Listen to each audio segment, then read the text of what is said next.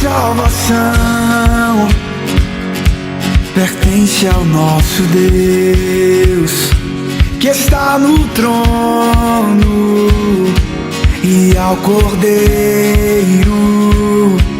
O reino do mundo se tornou de nosso Senhor e reinará com força e vigor. Cantemos todos, aleluia. Quem não temerá o Senhor? Quem não glorificará o seu nome?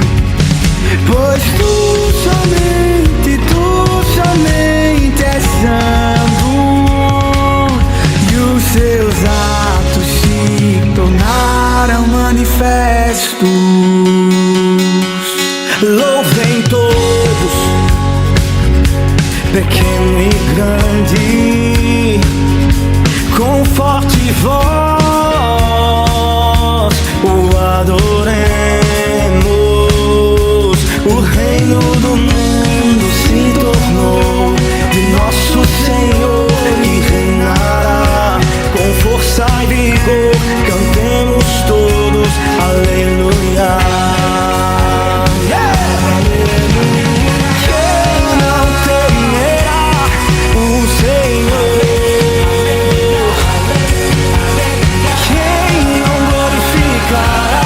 O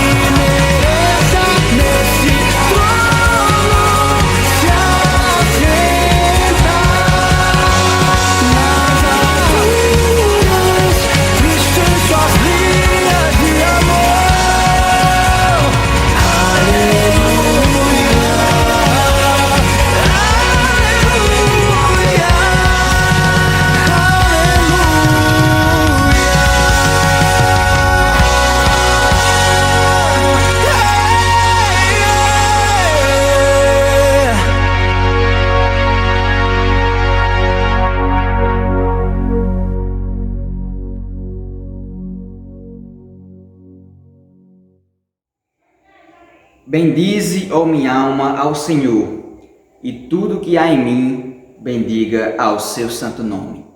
Que a graça e a paz do Senhor Jesus Cristo, meus irmãos, que excede todo e qualquer entendimento, seja sobre cada um de vocês, sobre cada jovem que está nos acompanhando nesse momento, a cada pessoa que seja alcançada por essa transmissão, que Ele venha a nos encher com a sua graça e nos abençoar e nos edificar com a sua santa palavra. Estamos gratos a Deus por estarmos dando continuidade ao nosso encontrão do MPs neste ano de 2020, começado ontem com programação maravilhosa. Creio que vocês foram abençoados ricamente com tudo que foi apresentado e vivido no dia de ontem. E neste momento de nós já dando continuidade, estamos prestando ao Senhor esse culto, uma forma de estarmos juntos, de estarmos próximos e de, mesmo que distantes, nos aproximarmos e nos unirmos com um só propósito de cultuarmos ao Senhor. Mesmo passando por esse momento de crise, eu espero do fundo do meu coração que você possa ter entendido o propósito do Senhor com tudo isso.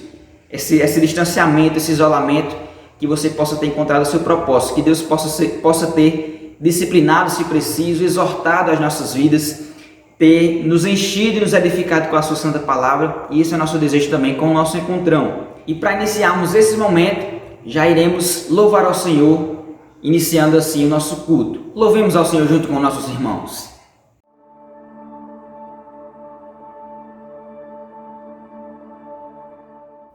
Graça e paz a todos do Encontrão 2020. Louvemos juntos ao Senhor.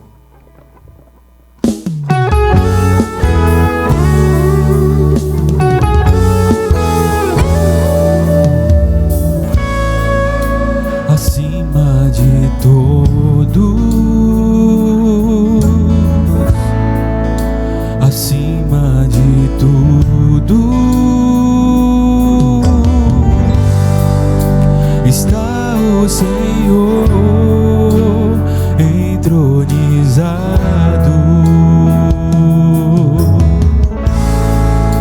Os anjos e os homens, os céus e a terra, montanhas e mares declaram quem tu és.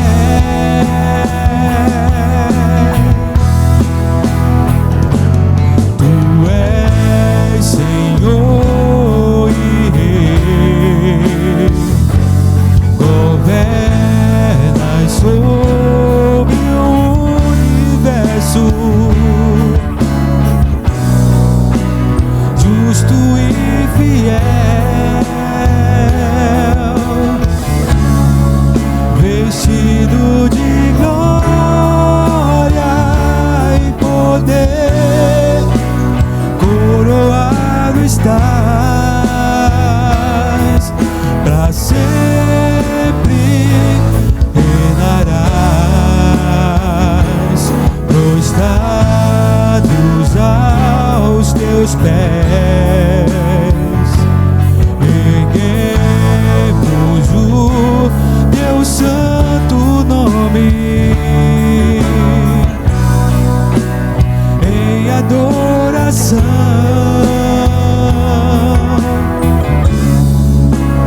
Nos entregamos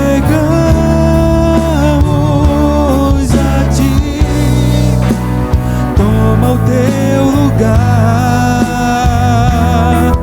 e habita entre nós, ó Santo Deus.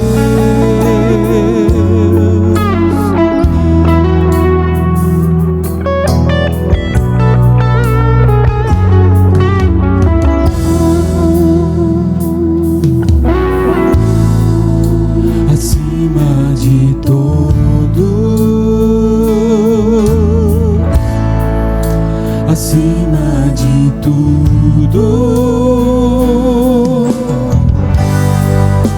está o Senhor entronizado.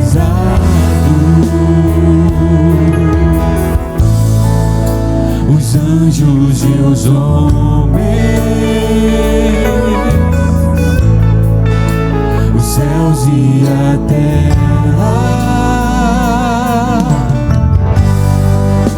montanhas e mares declaram quem tu és.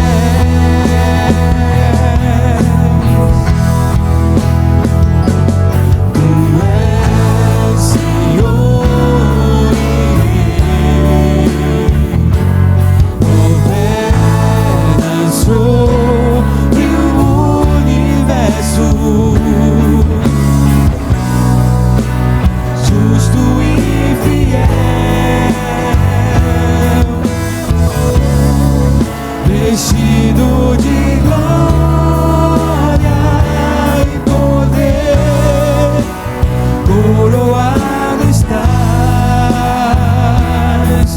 pra sempre reinarás, prostrados aos teus pés, erguemos o teu santo nome em adoração,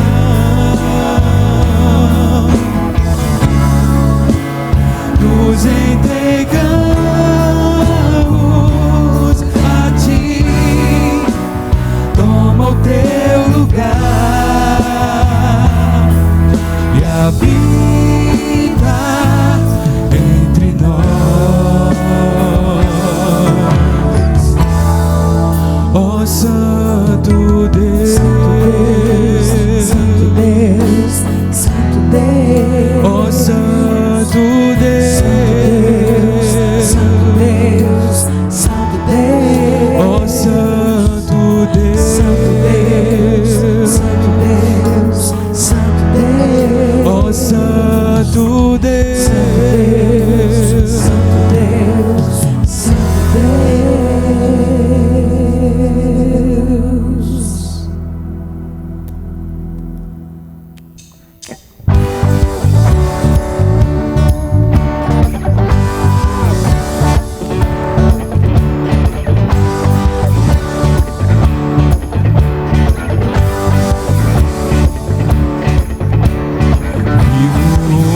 Hoje estou aqui, pois Ele decidiu me amar, e então eu posso livre andar. O seu sangue sobre mim me comprou, me restaurou, sem culpa então me tornou. O passado já não mais tem poder, pois novo sou. Nele vou viver, posso amar. Toda morte e o sofrer não me assustarão jamais, pois foi Ele quem venceu em meu lugar. Jesus Cristo, Rei dos Reis, nos trouxe a redenção, a esperança retornou, graça e paz nos revelou.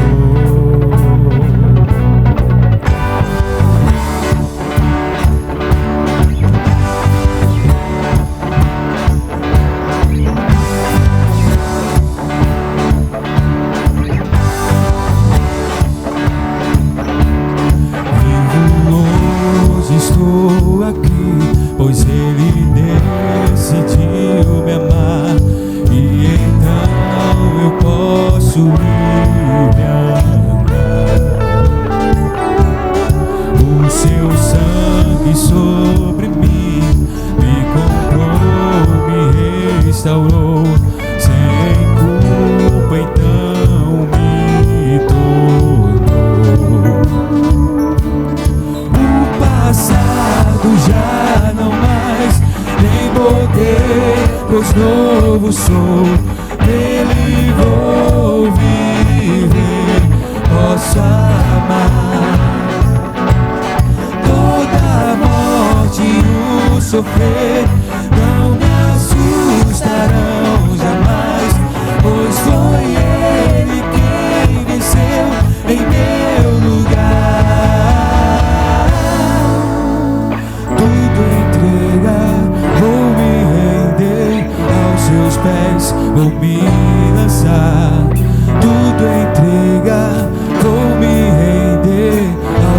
pés vou me lançar, tudo entregar, vou me render. Aos seus pés vou me lançar, tudo entregar, vou me render. Aos seus pés vou me lançar. O passado já não mais tem poder, pois novo sou, nele vou viver, posso amar.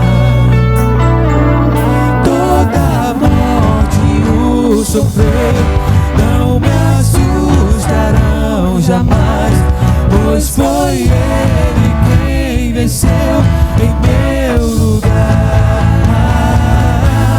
Jesus Cristo, Rei dos Reis, nos trouxe a redenção, a esperança retornou, graça e paz nos revelou. Jesus Cristo, Rei dos Reis, nos trouxe a redenção, a esperança retornou, graça e paz nos revelou.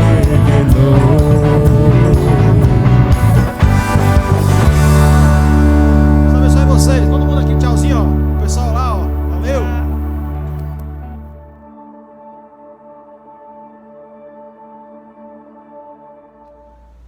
Olá, meus irmãos, queria cumprimentá-los com a maravilhosa graça e paz do nosso Senhor Jesus Cristo. Amém? Para quem não me conhece ainda, o meu nome é Carol, eu sou membro da Igreja Presbiteriana de Souza e também sou atualmente a presidente da Federação Oeste de Mocidades da Paraíba. Então é um grande e enorme prazer no meu coração estar aqui com vocês essa noite. A gente queria estar juntos, pertinhos, né, nos nossos encontrões, mas infelizmente não tem como. Mas o Senhor, como não nos desampara, tem nos dado meios de estarmos juntos, mesmo distantes, né? Então, nesse momento eu gostaria de dividir com os irmãos 2 versículos que se encontram lá no Salmo de número 95, que são os versículos 2 e 3, que diz o seguinte: saiamos ao seu encontro com ações de graças, vitoriemo-lo com salmos, porque o Senhor é o Deus Supremo e o grande Rei acima de todos os deuses. Amém? Que a gente sempre saia ao encontro do Senhor com o nosso coração grato, mesmo em tempos difíceis, né? Em tempos de pandemia, que a gente tenha um coração grato, que a gente esteja sempre satisfeitos no Senhor, né? A gente esteja satisfeito nesse Deus, que Ele está no trono, Ele reina sobre todas as coisas, reina soberanamente, né? É o Criador de toda a terra e nada foge da sua vontade, dos seus propósitos sobre nós. E que a gente tenha essa certeza no nosso coração, que a gente tem um Deus que está agindo soberanamente sobre todas as coisas. E a gente tem que ter esse coração grato diante do Senhor, porque Ele é o Deus Supremo, Ele é o grande Rei acima de todos os deuses, né? E nesse momento eu gostaria de convidar os irmãos a baixar sua cabeça para que a gente possa entrar no momento de oração juntos, tá certo? Oremos. Senhor, meu Deus e meu Pai, obrigada, Senhor, porque o Senhor tem nos dado a oportunidade de adorarmos a Ti, Senhor, de forma livre, Pai. Obrigada porque nós somos escolhidos por Ti, escolhidos para adorar e engrandecer esse Deus que é grande, que é rico em graça, rico em misericórdia, Pai. Esse Deus, Senhor, que é o Criador de todas as coisas, Senhor. Esse Deus que age de forma soberana sobre todos nós, sobre toda essa terra, Pai. Senhor, que a gente sempre tenha no nosso coração motivos para agradecer a Ti, Senhor. Que a gente sempre tenha corações gratos. Obrigada, Senhor, pelo alimento que não tem nos faltado, Senhor. Pelas nossas vestimentas. Obrigada porque o Senhor tem cuidado dos nossos pastores, tem cuidado da nossa igreja, dos nossos líderes, Pai. Obrigada porque o Senhor tem cuidado dos nossos jovens, Senhor. E obrigada, Pai, porque mesmo em tempo de pandemia, mesmo não podendo estarmos juntos como igreja, Senhor, o Senhor tem nos dado meios, Pai, de aprender mais sobre Ti, de estarmos juntos, mesmo distantes, Senhor. Obrigada por tudo que o Senhor tem feito, Pai. Eu te peço que o Senhor continue sempre falando aos nossos corações, Pai, que a gente possa sempre aprender mais e mais de Ti, Senhor, para que a gente fuja do pecado e cada dia mais a gente se aproxime mais de Ti, que a gente crie uma intimidade sincera com o Senhor, Pai. Obrigada por cada jovem, Senhor, que está assistindo essa live hoje, Pai. Obrigada por tudo que o Senhor tem feito na vida de cada uma delas, Senhor. Fala aos nossos corações, Senhor. Nos faz jovens, Senhor, fortes e firmes em Ti. Que a gente seja, Senhor, verdadeiros adoradores, Pai. E que a gente possa Te adorar sempre, Senhor, em espírito e em verdade. Aceita a oração dessa pecadora, Pai, mas que Te ama acima e além de todas as coisas. Em nome do Seu Filho amado Jesus Cristo. Amém. Amém, meus irmãos.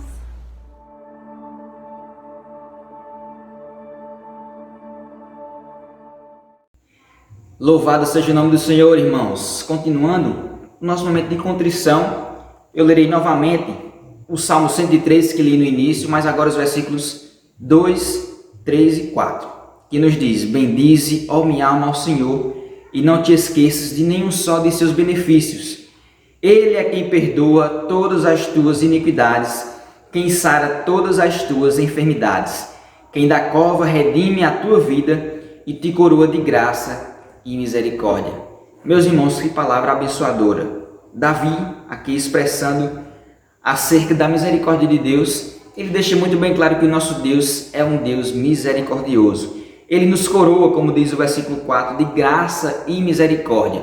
Mas tudo isso só foi possível e só é possível a nós através de Jesus Cristo, o nosso Redentor, o nosso Salvador, que através dele nós podemos estar nesse momento cultuando ao nome do Senhor, podemos estar com a nossa vida, como disse Paulo lá em Romanos 12, 1 e 2, nós podemos agora apresentar o nosso corpo como sacrifício vivo, santo e agradável a Deus, através do nosso culto racional, o culto que é a nossa vida, que possamos viver assim, viver experimentando da misericórdia do Senhor, mas vivendo, glorificando a esse Deus misericordioso, glorificando a todo o ato que Ele fez, todo o seu plano de salvação que Ele fez em Cristo Jesus e que nos dá livre acesso à sua presença. Então, nós estaremos orando nesse momento, suplicando a Deus o seu perdão. Vamos orar. Soberano Deus e Pai, toda honra e toda glória seja voltada a Ti, te louvamos porque podemos prestar esse culto ao Senhor e sabemos que o Senhor há de receber, ó Deus, de nos tornar aptos para prestar esse culto ao Teu santo nome. Desde já suplicamos o Teu perdão, o perdão a Ti, ó Deus, que és um Deus misericordioso, um Deus perdoador, como disse aqui o Salmo 103. Nós bendizemos a Ti porque a Tua misericórdia dura para sempre e ela se renova a cada nova manhã em nossas vidas. Desde já, ó Deus, retira de nós aquilo que não Te agrada, retira de nós aquilo que vem a impedir de que o Senhor receba de nós a nossa adoração, o nosso louvor e este culto. Que desde já o Senhor venha abençoar cada jovem, a cada vida que está junto conosco, a cultuar o Teu nome, que o Senhor liberte-os dos seus pecados, liberte-nos, ó Deus, das nossas faltas, das nossas falhas. Sabemos que em Cristo, no sangue de Jesus Cristo, está todo o poder de nos tirar, ó Deus, de nos resgatar e de limpar a mancha do pecado. É nessa certeza que nós confiamos, é nisso que nós temos e depositamos a nossa esperança, no nome de Jesus Cristo, Teu Filho amado. Amém.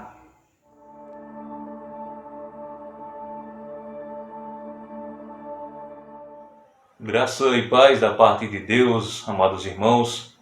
Abramos as nossas Bíblias no Evangelho segundo Mateus, capítulo 2, versículos 1 e 2.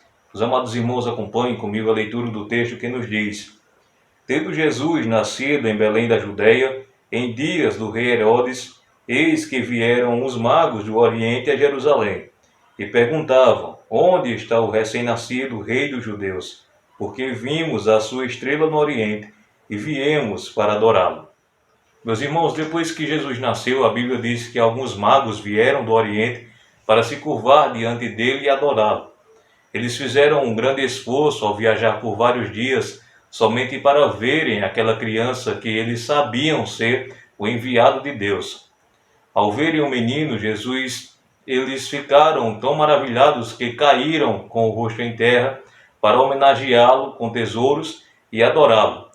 Aqueles homens foram sábios por honrar e reconhecer o Filho de Deus. A Bíblia nos diz em Provérbios que o temor do Senhor é o princípio da sabedoria e o conhecimento dos santos, o entendimento. Isso significa que quando tememos ao Senhor, nós ganhamos sabedoria para lidar em todas as áreas e todas as situações das nossas vidas. Jesus veio ao mundo para nos dar a salvação e uma vida abundante. Diante disso, porém, infelizmente, muitas pessoas, a maioria, tem rejeitado por não querer obedecer Jesus. É o que nos diz João, lá no capítulo 3, dos versos 17 ao 19, quando ele diz: porquanto Deus enviou o seu Filho ao mundo, não para que julgasse o mundo, mas para que o mundo fosse salvo por ele. Quem nele crê não é julgado, quem não crê já está julgado, porquanto não crê no nome do unigênito Filho de Deus. O julgamento é este, que a luz veio ao mundo, e os homens amaram mais as trevas do que a luz, porque as suas obras eram má. Então, meus irmãos, diante disso, a melhor escolha que você pode fazer é crer em Jesus como seu único Senhor e Salvador. A partir daí, sua vida nunca mais será a mesma e você será reconciliado com Deus. Em Hebreus 11:6 diz que ele recompensa aqueles que o buscam.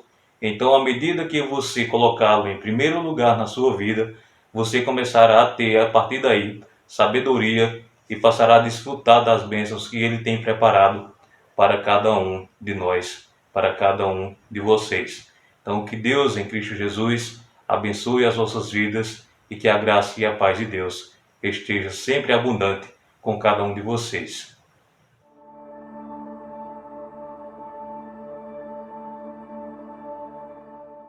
Olá pessoal, boa noite. Nós somos da Segunda Igreja Presbiteriana em Patos e queremos convidar você para louvar ao nosso Deus, que você exalte ao Senhor aí na sua casa e vamos adorar aí.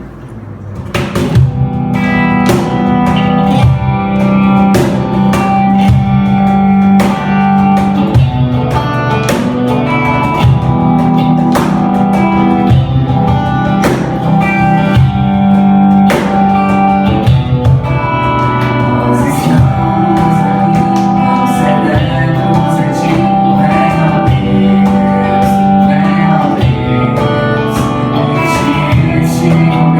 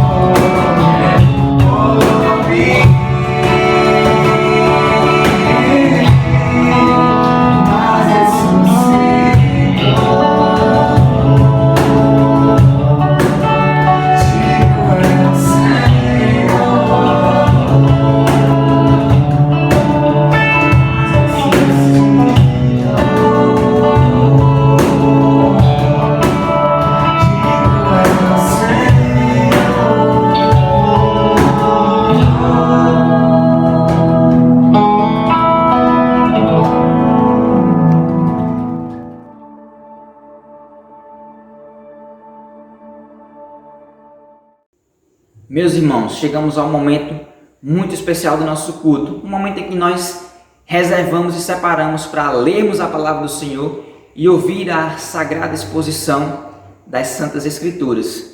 E nós estaremos hoje com o nosso reverendo, querido Rodrigo Ribeiro, da Igreja Presbiteriana do Jardim, e nós temos a honra de recebê-lo conosco, ele que recebeu o nosso convite de estar junto conosco. Então nós iremos orar por ele, que ele seja usado pelo Santo Espírito, melhor dizendo, que Deus o use como um mero instrumento para abençoar as nossas vidas e que possamos ser enriquecidos pela palavra do Senhor.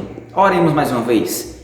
Santo Deus, que o Senhor tenha recebido tudo que fizemos até aqui, tudo que prestamos ao teu santo nome, e nesta hora entregamos a vida do reverendo Rodrigo, que ele venha a ser usado por ti. Sabemos que tu já usaste ele para estar falando ao nosso coração nesse dia. O Senhor separou esse dia para estarmos juntos, para estarmos nos quebrantando à tua presença, nos unindo como MPs, como jovens da Federação Oeste.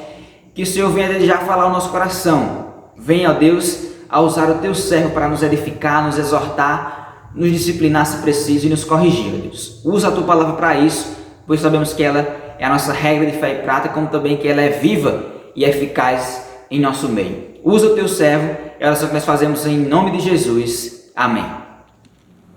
Boa noite, meus irmãos. É uma alegria estar participando desse encontrão da Federação Oeste. Eu sou o pastor Rodrigo Ribeiro, estou aqui nas imediações, aqui nas instalações da Igreja Presbiteriana do Jardim, em Campina Grande. Você da Federação Oeste, quando estiver passando por Campina, você tem um compromisso obrigatório de cultuar aqui conosco, de conhecer a nossa igreja. E eu agradeço pelo convite, pela oportunidade. Eu amo o trabalho de mocidade e estou muito honrado de poder servi-los essa noite com a palavra de Deus. Agradeço a toda a diretoria da federação, ao secretário, em especial ao nosso irmão Júnior, o vice-presidente, que foi quem fez o contato comigo. Espero que nós tenhamos um bom momento agora de edificação através da palavra de Deus. E já nesse sentido eu gostaria de convidar você a abrir a palavra do Senhor em Mateus capítulo 13. Eu peço que você não somente abra, mas que você puxe um caderno, alguma coisa, para que você possa fazer anotações, para que isso te ajude na concentração, certo? Vamos usar esses recursos. Mateus capítulo 13, do verso 24 até o 30 e depois do verso 36 ao 43. Esse vai ser o nosso texto da noite, certo? Abra sua Bíblia, darei alguns instantes. Amém? Rápido, rapaz. Mateus capítulo 13, dos versos 24 ao 30, depois dos versos 36 ao 43.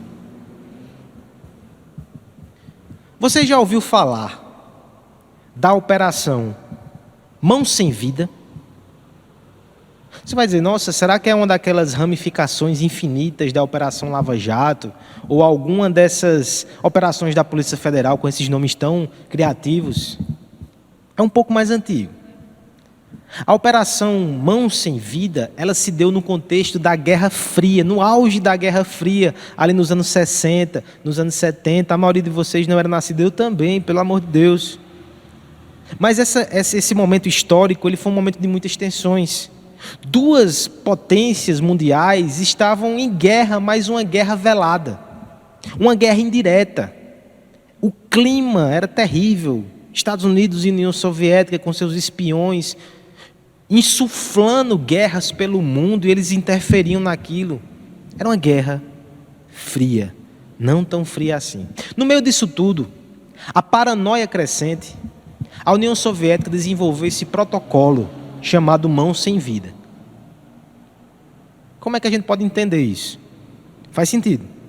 Eles temiam que, por causa de algum ataque dos Estados Unidos, algum bombardeio, a cabeça do movimento, a cúpula militar, fosse alvejada, fosse eliminada uma só vez.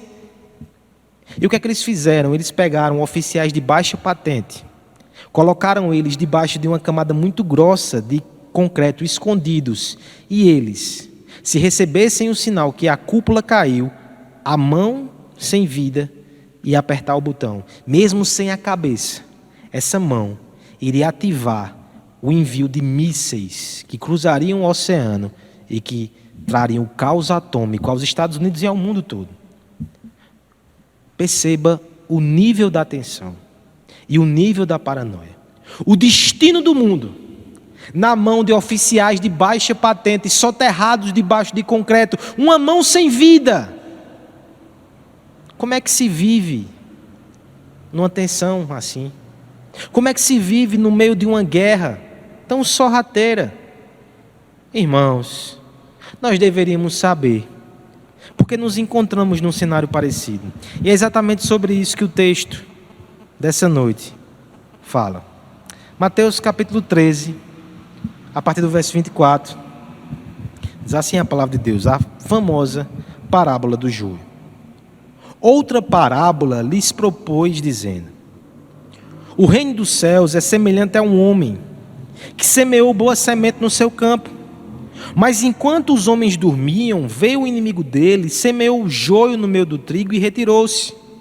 E também a erva cresceu e produziu fruto. Apareceu também o joio.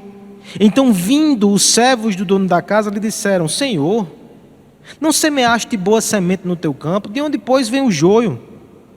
Ele, porém, lhes respondeu: um inimigo fez isso. Mas os servos lhe perguntaram: queres que vamos e arranquemos o joio? Não, replicou ele, para que ao separar o joio não arranqueis também com ele o trigo. Deixai-os crescer juntos até a colheita. E no tempo da colheita, direi aos ceifeiros: ajuntai primeiro o joio, atai-o em feixes para ser queimado, mas o trigo recolhei no meu celeiro. Pule agora para o verso 36, onde Cristo, depois de falar de outras parábolas, ele retoma e vai explicar aos discípulos sobre o que ele estava falando. Aqui é moleza, né? O próprio Cristo interpreta para nós. Então, despedindo as multidões, foi Jesus para casa. E chegando ele aos seus discípulos, disseram: explica-nos a parábola do joio do campo. Ele respondeu: o que semeia a boa semente é o Filho do Homem. O campo é o mundo. A boa semente são os filhos do reino. O joio são os filhos do maligno. O inimigo que semeou é o diabo. A ceifa é a consumação dos séculos. E os ceifeiros são os anjos. Pois assim como o joio é colhido e lançado no fogo, assim será na consumação do século. Mandará o Filho do Homem os seus anjos, que ajuntarão o seu reino todos os escândalos e os que praticam iniquidade, e os lançarão na fornalha acesa. Ali haverá choro e ranger de dentes. Então os justos resplandecerão como o sol no reino do seu Pai. Quem tem ouvidos para ouvir, ouça. Vamos orar pedindo a graça de Deus para que possamos compreender essa parábola e o ensino dela possa ser aplicado à nossa vida e ao nosso coração, para a glória de Deus. Pai amado, te pedimos, Senhor, que abençoe esse momento de exposição da palavra, que a tua verdade possa ser extraída com fidelidade e que teu Espírito possa nos ajudar a contemplar a glória de Cristo, a contemplar a nossa necessidade de Cristo e a ter instruções muito práticas e diretas de como viver nesse mundo, de forma que te agrade, de forma também que produza alegria santa em nossos corações. No nome de Jesus. Amém. Mateus, ele escreve sobre o reino de Deus. E ele tem vários discursos no seu evangelho. É o evangelho dos discursos. Por exemplo, aqui no Jardim nós estamos expondo o mais conhecido, o Sermão do Monte. Dos capítulos 5 até o capítulo 7, Mateus nos apresenta o reino de Deus, os seus valores, a sua lei, o cidadão do reino de Deus, as bem-aventuranças que encerramos ainda há pouco. Depois, tem uma segunda leva de discursos ali no livro de Mateus, do capítulo 8 até o 11, ele elenca uma série de milagres e ali ele vai discorrer sobre o poder do reino de Deus. Não só os valores, mas o poder desse reino. Mas depois do capítulo 11 até o capítulo 13, que é onde nós estamos, o tema geral desse bloco de Mateus é como esse reino, com seus valores e com seu poder, lida com oposições. Nós temos aqui, irmãos, nesse trecho, 7 parábolas muito famosas sobre o reino de Deus, e a parábola do joio está nesse contexto. ela trata exatamente da tensão que existe no mundo. Porque, por um lado, nós temos a convicção bíblica que Deus está no trono e Cristo, na verdade, agora detém toda a autoridade debaixo dos céus e da terra. Esse não é o tema do nosso congresso, do nosso encontro. Deus está no trono. Por outro lado, eu recebi um subtema que vai direto na tensão. Os homens nos últimos dias serão incrédulos e se rebelarão contra Deus. E de repente a gente fica com essas duas afirmações. De um lado, o reino chegou. O rei Jesus está ativo. Do outro lado, ainda há rebelião, ainda há revolta. Como é que ele se comporta? O que devemos esperar? Como devemos agir? Devemos ficar tensos no meio dessa guerra fria, que não é tão fria assim? Como nos comportaremos nesse mundo, no meio dessa guerra, considerando a soberania de Deus, mas também considerando a incredulidade e a rebelião dos homens? Como ser jovem no meio desse campo minado, no meio dessas balas trocadas? Nós veremos aqui, irmãos, a seguinte proposição extraída dessa parábola, que vai guiar a nossa reflexão nessa noite. Vivemos em meio a uma conspiração. Essa é a primeira verdade.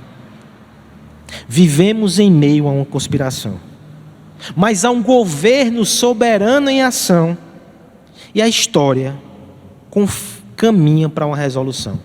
3 verdades, certo? Se você quiser anotar para acompanhar, o texto, a parábola nos ensina que nós vivemos em meio a uma conspiração, mas há um governo soberano em ação e a história caminha para a resolução.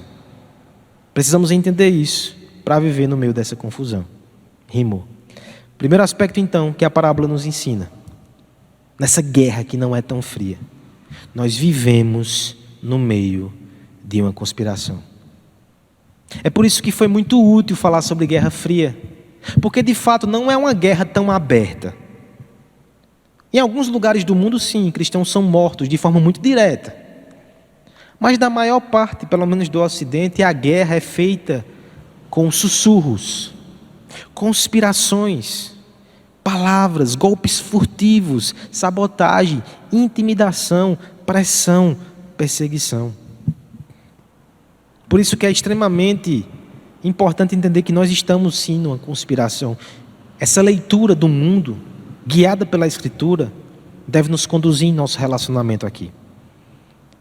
Nós temos aqui nesse texto, na nossa parábola, uma série de contrastes. O primeiro deles, que nós precisamos abordar aqui, é o contraste entre essas sementes que se parecem tanto: o joio e o trigo. Há um vídeo circulando aí pelo Facebook, você pode procurar, você vai achar, que mostram como essas sementes ali no Oriente, elas são extremamente parecidas. Elas são parecidas enquanto sementes. Quando elas crescem, elas também continuam parecidas, elas só são descobertas no fim, na hora da colheita, que pode haver uma distinção mais precisa.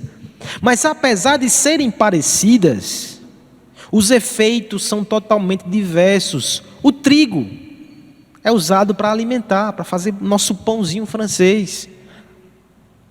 O joio é uma erva daninha e que tem um fungo venenoso, que não somente estraga a farinha, mas pode inclusive adoecer e matar. Veja que situação. Veja quanta diferença não há, quanta tensão não está aqui. Nós temos aqui uma ilustração que fala sobre a presença do mal no mundo. É certo que algumas pessoas vão usar essa parábola, e talvez isso já tenha acontecido com você, para dizer que está se falando de igreja. Não, na igreja tem o joio e o trigo. Tem, irmão. Claro que tem. Mas a própria interpretação de Cristo vai dizer que a plantação é o mundo. Cristo não está falando em primeiro lugar da igreja, está falando do mal no mundo. E temos aqui a figura de Cristo como aquele que é o agricultor, que toma conta desse mundo. Já é uma figura muito bonita, viu? A gente lembra de Deus no Éden cultivando. E agora nessa parábola o nosso Cristo também cultiva. O problema é que o inimigo se coloca aqui nesse cenário bucólico e harmônico.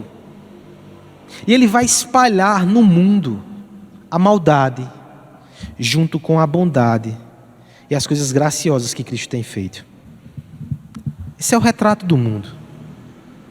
Junto com graça, você vai ter perversidade espalhada ao nosso redor. E às vezes a gente não consegue nem distinguir. Esse é um aspecto importante. O inferno é uma conspiração. E faz parte da conspiração não se revelar de forma tão clara. Os golpes nem sempre são francos e abertos. Eles são disfarçados. Quem olha de longe pensa que é tudo de trigo, mas tem joio ali. Para mim, um dos fatos mais alarmantes a respeito disso, nós encontramos no ministério do próprio Cristo. Quando ele olha para religiosos fariseus, que quem olhava de longe pensava que era trigo, ele diz: vocês são do diabo. Vocês são do diabo. A primeira coisa então, irmãos, que precisamos perceber à luz dessa parábola, é que nós estamos mergulhados em um mundo onde há uma conspiração contra Deus, e você não sabe quando vai ser atacado. Você não sabe sequer quem é o inimigo muitas vezes. Aqui eu me lembro, nesse contexto de espionagem que está tão forte aqui no nosso sermão da noite, do caso de um rapaz chamado Mark Colvin, que deu uma entrevista à BBC há um tempo atrás. Ele mencionava a sua infância nos anos 50, 60, Guerra Fria, como ele acompanhava o seu pai, John Colvin, pensando que o seu pai era um diplomata britânico, que viajava muito por causa da sua função. Mas algumas coisas eram estranhas para aquele jovem. O seu pai trabalhava muitas horas, dava poucas informações em casa sobre o que fazia e mantinha-se muito distante da sua própria família, como se fosse um recurso de defesa. Entre 76 e 77, já adulto, a família acabou descobrindo que, na verdade, John Colvin não era um diplomata. Ele era um agente secreto do Serviço Secreto Britânico. Por isso, por exemplo, que eles foram para a Malásia. Por isso que seu pai muitas vezes se embrenhava na selva e lidava com grupos armados. Por isso que ele tinha sumiços. Por isso que ele tinha um comportamento tão estranho que provocou até uma ruptura, um divórcio na própria família. Ele era um espião.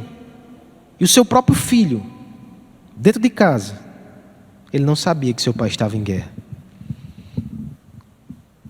Você percebe que essa ilustração, ela é útil para nós. Porque de igual modo, pessoas dentro da nossa própria casa, elas podem ter um princípio espiritual ali, que alista exatamente no exército do inimigo. Às vezes é tão sutil o engano que sequer elas percebem. Você vai dizer: nossa, pastor, que realidade dolorosa. Quer dizer que eu vou andar sempre alerta assim? Irmão, é exatamente isso.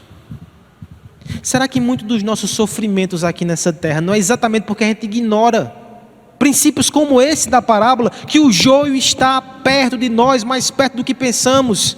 É por isso que nós fazemos parcerias com pessoas que não temem a Deus e nós nos frustramos e somos machucados e traídos porque essa pessoa tem um coração inclinado na direção oposta de Deus. Cedo ou tarde aquilo vai gerar ferimento. Como é que a gente entrega o nosso coração a alguém que não entregou o coração a Cristo? Como é que a gente faz algumas parcerias de intimidade tão perigosas desse jeito? Por que os golpes que sofremos nesse mundo ainda nos impressionam? Quem é o soldado que no meio de uma guerra vai ficar ofendido porque levou tiros? Só que nós esquecemos que estamos dentro de uma guerra, mas é porque a guerra é fria. Mas não é tão fria assim, irmão. Irmã, o joio está ao nosso redor. Até mesmo as bandeiras brancas que são hasteadas não são paz verdadeiras, são tréguas que podem ser armadilhas. Ande alerta. Ande alerta com esse mundo. O escrutine pela palavra de Deus. Não haja no automático. Não seja tão inocente. Não seja Você precisa de um certo ceticismo cristão. O que é que estão querendo? O que é que isso quer dizer? Quais são os valores que estão por trás dessa agenda? Por que me fazem essa proposta? Nós precisamos andar assim com a nossa antena espiritual ligada. Nós precisamos usar as ferramentas de guerra que o Senhor nos deu. Eu me lembro aqui de John Piper falando sobre oração. Ele dizia que muitas vezes os crentes usam a oração como alguém que interfona para Deus, fala com Ele e passa um recado. Mas se a gente entendesse a guerra espiritual, A gente entenderia que a oração é walkie-talkie para se comunicar com o general. Quando nós estamos sendo bombardeados, a gente faria isso com fervor, com intensidade. Rogaríamos a graça de Deus o tempo todo. Estamos numa guerra. Vivemos no meio de uma conspiração. Portanto, fiquem alertas. Façam uso dos meios de graça. Não ignore a presença do joio. Você pode se envenenar. Primeira verdade do texto. É um lado da nossa atenção. Mas agora deixa eu me aproximar do tema geral do nosso encontro. Se por um lado há uma conspiração, por outro lado, com muita alegria, eu lembro ao seu coração que há um governo soberano em ação. Para mim é excepcional aqui quando os trabalhadores, eles percebem que houve uma contaminação, eles ficam sem entender, eles procuram o dono do campo, ele diz: foi o inimigo. Se esta figura aqui representa o nosso Deus, é como se ele dissesse: eu sei o que está acontecendo, não está fora do meu controle, eu estou reinando. Mas essa tensão faz parte do meu reino e você precisa aprender, e eu preciso aprender. Esse reino é poderoso, mas ele é perseguido. Ele é forte, mas ele permite-se ser desprezado. Ele é onipotente, mas ele tolera planos sorrateiros. Ele é bom, mas ainda permite o mal. Essa é a tensão da parábola. Eu quero que você veja outro contraste. Se no primeiro ponto nós destacamos o contraste entre as sementes, agora perceba o contraste das posturas aqui. O verso 27 e 28 vai mostrar, como eu já mencionei, os trabalhadores. Os servos do dono da casa lhe disseram: Senhor, tu não semeaste boa semente do campo, de onde vem, pois, o joio? Ele sem entender o que aconteceu. Veja a serenidade então do Senhor mais uma vez. Um inimigo fez isso. Verso 28, ele tem clareza. Mas olha outro ponto de tensão. Os servos, em primeiro lugar, que não entendiam, agora eles ficam agitados, perturbados e querem agir logo. Eles vão dizer: queres, verso 28, parte B, queres que vamos e arranquemos o joio? Ao que o Senhor responde: não. Um enfático não. Deixai crescer. Há uma diferença de postura aqui gigantesca, você percebe? A razão, inclusive, ele vai dar: deixai crescer juntos até a colheita, para que não arranque também com ele o trigo. Trigo e o joio ficam entrameados no solo. Se você puxar, você pode matar o trigo. Sabiamente o dono diz: calma, espere, deixe crescer. Por trás dessa ilustração, nós temos Cristo falando ao coração dos discípulos e falando a você e falando a mim, que em primeiro lugar nós não entendemos o que está acontecendo, sequer a gente percebe o mal direito. Quando a gente percebe, a gente se desespera e afobadamente quer agir. Mas Deus lembra: eu estou no controle, eu já sabia o que está acontecendo. E tem mais: a minha sabedoria demanda que você espere e que você tolere. Eu não vou resolver o problema do mal agora, pelo bem do trigo, inclusive. O trigo não está pronto. Isso me faz lembrar, irmãos, alguns capítulos na frente, o que Cristo vai dizer lá em Mateus 24, no princípio das dores, o sermão escatológico, tudo piorando, apostasia, perseguição. No meio daquilo, Cristo diz assim, no verso 14 do capítulo 24: o evangelho do reino será pregado em todo o mundo, a todas as nações, então virá o fim. Você percebe que é a mesma ideia aqui? Enquanto o meu trigo não estiver seguro, eu vou permitir que o mal continue. Não porque eu gosto do mal, mas porque eu amo o meu trigo, eu amo o meu povo, eu estou cuidando deles, eu estou cuidando de vocês. Por isso, sintam a intensidade do desafio: deixai crescer. Nós pensamos: se tivesse na minha mão, eu resolvi isso agora. Você não sabe o que você está dizendo. O homem que tem a sabedoria mais perfeita, assim como o senso de justiça mais aguçado, ele tolera o mal a fim de que o trigo cresça. O deixai crescer É o desafio de Deus para nós, para confiar no seu governo. Muitos homens passaram por esse dilema na Escritura. Lembre, por exemplo, João Batista. O machado está posto, arrependam-se. O Messias vai cortar vocês pela raiz. Só que Cristo chega, cura, salva, não condena ninguém. João Batista, o que é que está acontecendo? O Senhor é o Cristo mesmo? Cristo disse sim. Mas agora eu estou aqui para salvar. Deixa crescer. Depois eu venho para julgar, quando meu trigo estiver salvo. E não é fácil, irmãos. Porque esse incidente com João Batista, por exemplo, acontece momentos antes dele ser morto, decapitado. Deixe crescer. Você entende que o deixe crescer de Cristo talvez implique sofrimento para você, dores para você, mas deixe crescer, faz parte do plano. O deixe crescer é a mensagem que nós ouvimos quando Cristo está sendo traído e caminha para a cruz. Deixe o mal crescer. Eu vou para a cruz para salvar o meu trigo. Deixe crescer. Eu estou no governo. Eu sei o que eu estou fazendo. É interessante que no Antigo Testamento há uma história que mostra esse governo de Deus como já nos surpreendia. A Arca da Aliança representava a presença de Deus. Mas houve um momento ali que o povo de Deus sofreu um revés militar.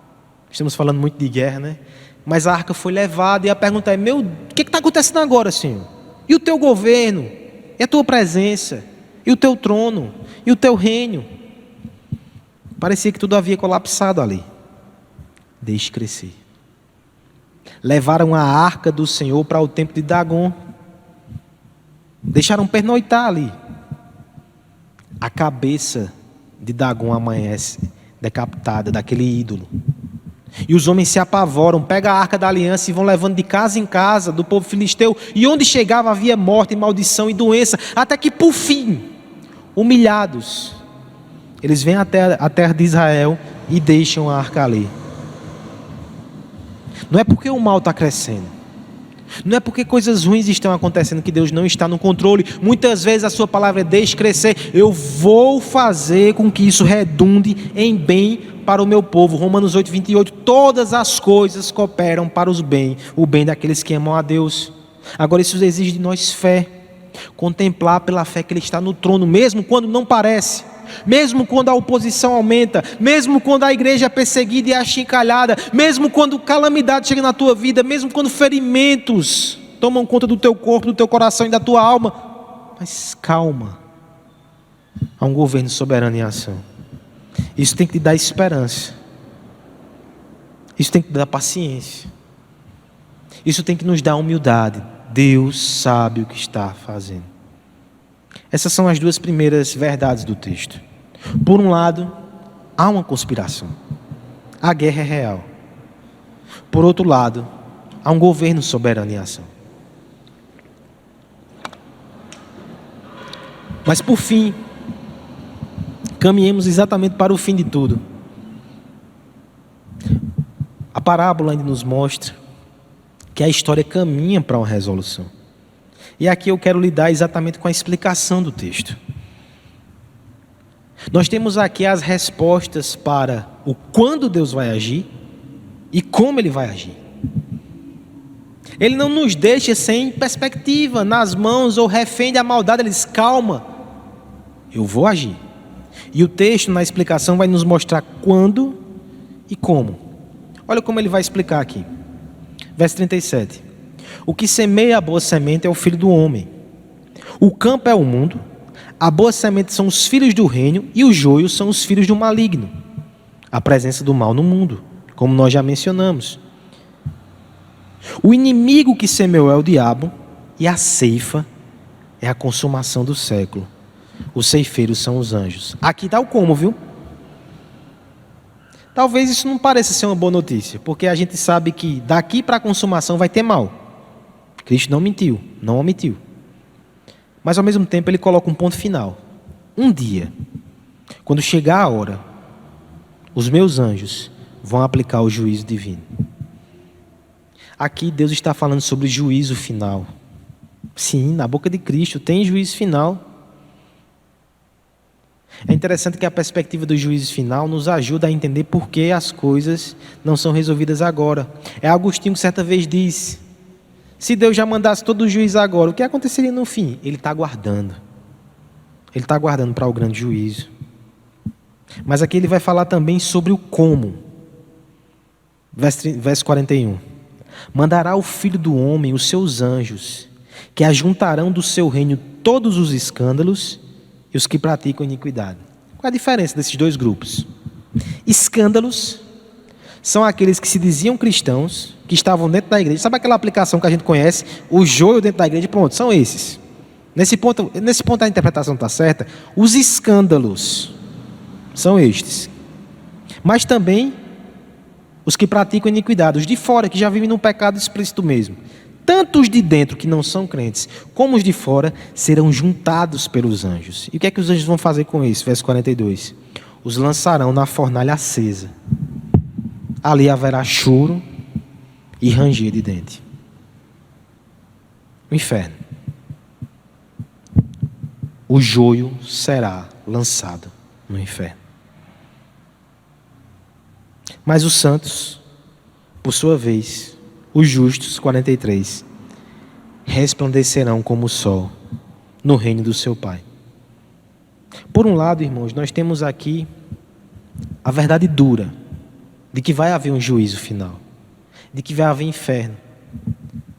E eu sei que alguns reagem a isso, porque não parece ser muito compatível com a ideia de cristianismo mais suave que tem na sua mente. Mas deixa eu chamar a sua atenção para um aspecto aqui.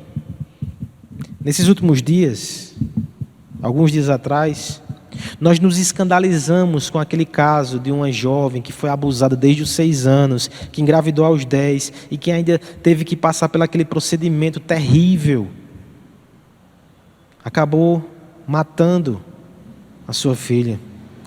Foi uma das histórias mais lamentáveis, mais tristes, mais revoltantes. E naquele momento até os incrédulos pediam justiça. E muitos deles, apesar de se opor à religião, diziam: uma pessoa dessa merece o inferno. O homem que violou aquela criança, o abusador. O inferno, ele responde a essa demanda de justiça. Nós queremos uma justiça no final. Nós não queremos que termine pizza. Os corruptos, os impiedosos, os violentos, os assassinos, eles devem pagar no fim. O juízo garante isso. O juízo final nos dá uma esperança também. Porque veja o relato aqui. Os justos resplandecerão, ou seja, as nuvens negras e escuras de maldade são dissipadas por causa do juízo. E agora só vai haver pureza, santidade, como o sol aberto, a gente vai reluzir nesse mundo. O grande ponto aqui que eu quero chamar a sua atenção é que nesse inferno estarão todos aqueles que não têm a Cristo. Talvez você que está nos ouvindo e ainda não se converteu, não entregou a sua vida a Jesus, você faz parte da conspiração e nem sempre está consciente disso.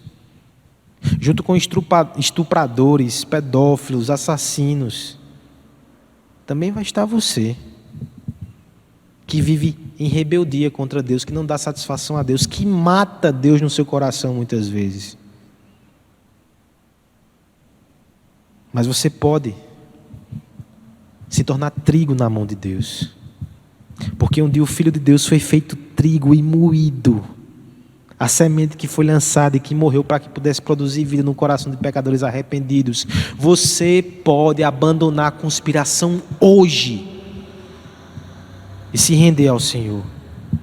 E vai haver alegria no céu. E aos demais irmãos, fica a mensagem de perseverança. Um dia todo mal vai ser castigado. Um dia sua lágrima vai ser enxugada. Você brilhará como o sol em Jesus Cristo. Persevere, mesmo no meio dessa conspiração.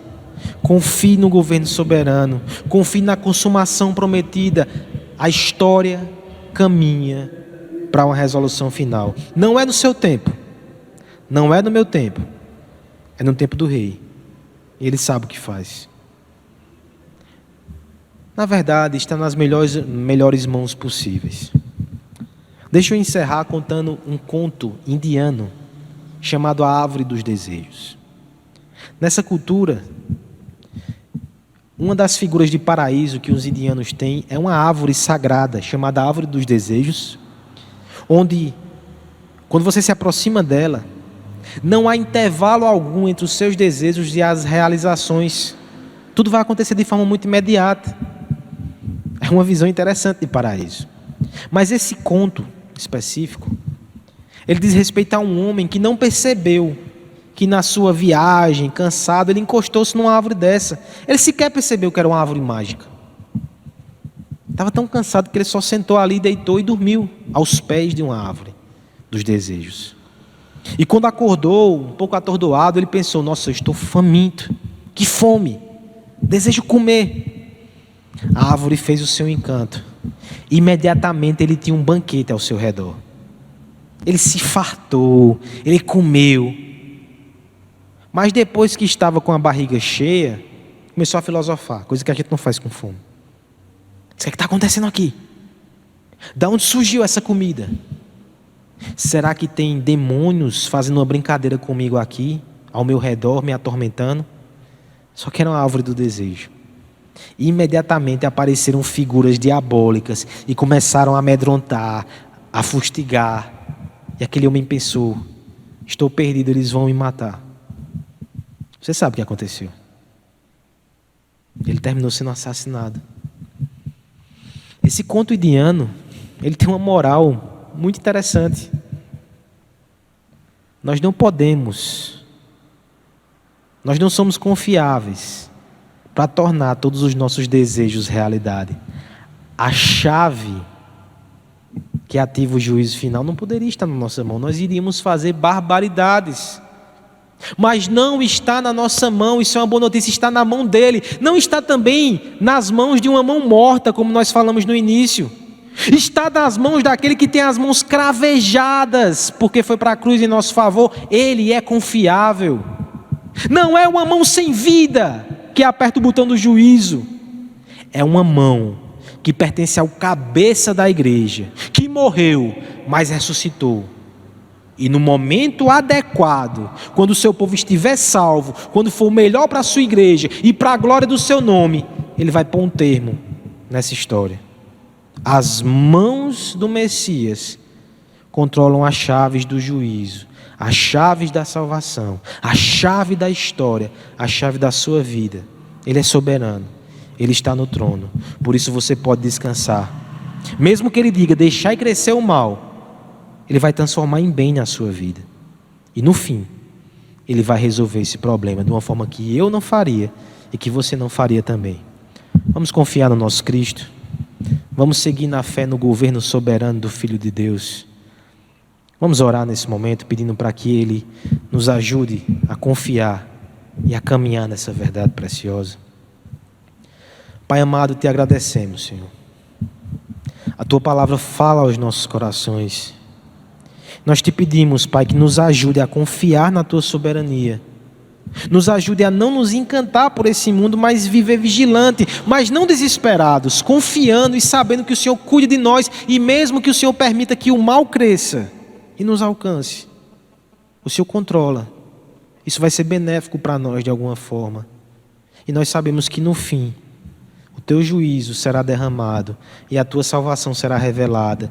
Nós seremos acolhidos, nós seremos protegidos e nós banquetearemos contigo nas bodas do Cordeiro, Pai. Louvado, exaltado seja o Teu nome. E se há alguém que está acompanhando essa transmissão e que ainda faz parte da conspiração, que ele jogue suas armas no chão, se ajoelhe e se renda a Cristo, porque Ele foi moído para a salvação de pecadores.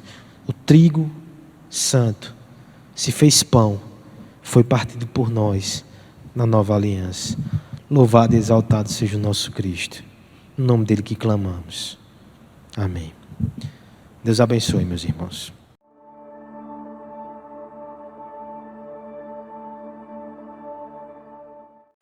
Meus irmãos, nesse momento a gente vai encerrar o nosso primeiro encontrão online de UMP da Federação Oeste da Paraíba. E é um enorme prazer ter a participação de todos vocês E eu espero de coração que o Senhor Jesus tenha falado profundamente ao coração de todos. Nesse momento eu vou passar a palavra para a nossa amiga e irmã Jéssica, que vai dar continuidade falando sobre o nosso sorteio. Amém, minha irmã. Graça e paz, meus irmãos. A gente vai agora apresentar o sorteio para vocês. O sorteio que a gente fez lá no Instagram desses 2 livros. E eu espero muito que vocês tenham comentado muito, né, Carol? Eu comentei muito, espero ganhar. E agora a gente vai ver quem vai ganhar, certo? Vamos passar para a telinha do sorteio agora. Meus irmãos, lembrando que hoje é dia 31 de agosto, como era a regra do nosso sorteio, quem participou com certeza viu lá no Instagram que o sorteio está valendo apenas até hoje, dia 31 de agosto, certo? Então vamos ver quem é o primeiro sortudo que vai ganhar esse livro Conhecimento de Deus, é o primeiro, certo? Lembrando que a gente teve também quase 300 comentários, a gente tá muito feliz com a participação de vocês, então bora lá. 5, 4, 3, 2, 1. Igor! Parabéns, meu irmão! Acabou de ganhar o livro Conhecimento de Deus. Agora a gente vai ver quem é o próximo sortudo.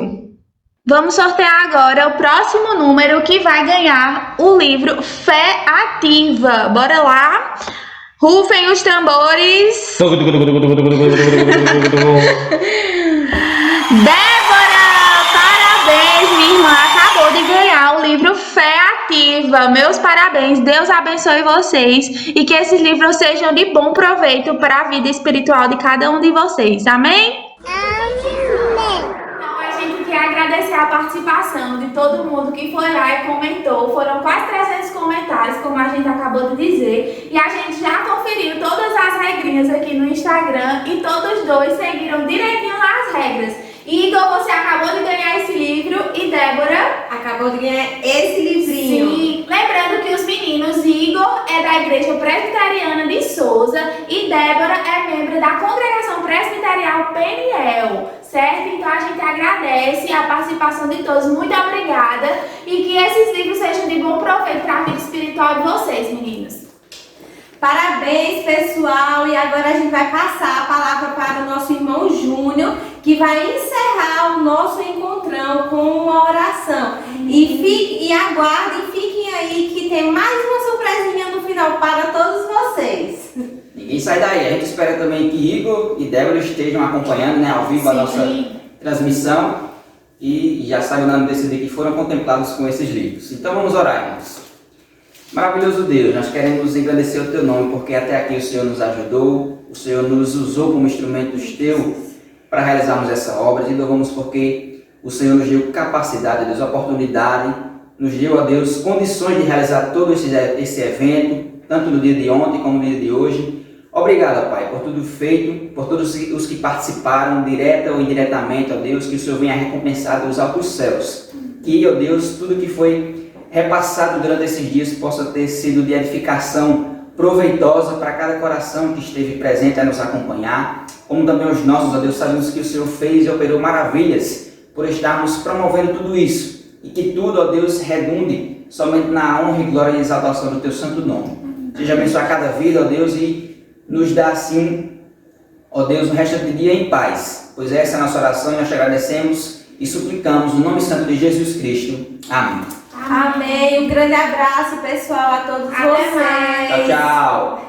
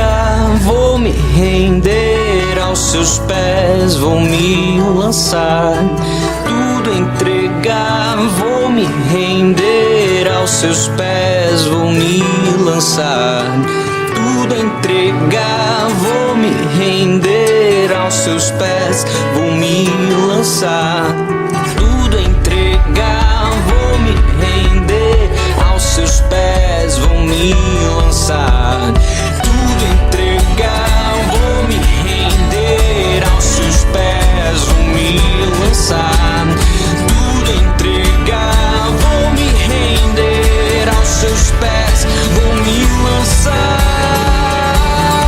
O passado já não mais tem poder, pois novo sou, nele vou viver, posso amar. Toda a morte e o sofrer não me assustarão jamais, pois foi ele quem venceu.